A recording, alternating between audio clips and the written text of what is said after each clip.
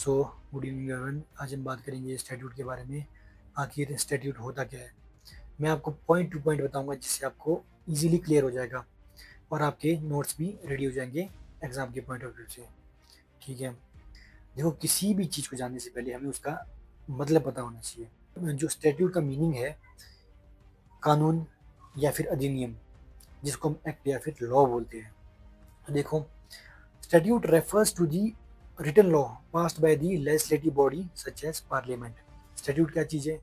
Statute है written law, जो कौन पास करती है? लेजिस्लेटिव बॉडी, जैसे पार्लियामेंट हो गई या फिर स्टेट लेजिस्लेचर। ठीक है, अब सेकंड पॉइंट में आते हैं। Statute is a formal written enactment.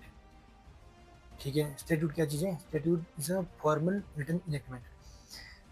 यहाँ पर दो वर्ड्स आ रहे हैं, देखो, एक फॉर्मल, एक रिटन इनेक्टमेंट। अब फॉर्मल क्या चीज़ है? फॉर्मल मीन्स, देखो, जो स्टैट्यूट है एक पर्टिकुलर प्रोसीजर के थ्रू ही पास होगा। जो हमारा पार्लियामेंट्री प्रोसीजर होता है, पहले जो फर्स्ट हाउस में आपका बिल इंट्रोड्यूस होगा, फिर रीडिंग्स होगी, डिबेट होगा, फिर सेकेंड हाउस में पास होगा, फिर उसके बाद वहाँ पर भी सेम प्रोसीजर फॉलो होगा।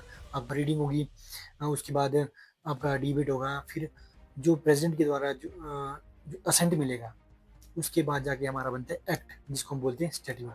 ठीक है, तो ये बोल रहे हैं statute is a formal written enactment of legislative body that governs any country, state और म्यूनिसिपैलिटी। ठीक है, अब थर्ड पॉइंट देखते हैं। देखो, स्टैट्यूट कमांड और प्रोहिबिट समथिंग। अब यहाँ हमें जो कमांड करेगा कुछ करने के लिए या फिर कुछ ना करने के लिए हमारे को रोकेगा। ठीक है, और जो enforce by government and interpreted by the court. In Indian Constitution, the term statute is not used, but instead of law, law का यूज किया गया है। देखो, लॉ वर्ड का यूज किया गया है। जो हमारे इंडियन कॉन्स्टिट्यूशन है उसमें स्टैट्यूट वर्ड का यूज नहीं किया गया है, पर लॉ वर्ड का यूज किया गया है। और जो आर्टिकल 13 क्लॉज 3A क्या बोलते हैं, ये लॉ को डिफाइन करता है। लॉ क्या चीज़ है? देखो, लॉ मीन्स, आर्टिकल ये कौन बोल रहा है? Article 13(3)(a। Law means any rules, regulations, customs, ठीक है, नोटिफिकेशंस, बाय लॉस, ऑर्डिनेंस और custom and their practices within the territory of India. ये क्या बोल रहे हैं? इंडियन कॉन्स्टिट्यूशन में स्टैट्यूट का यूज नहीं किया गया है, पर लॉ वर्ड का यूज किया गया है।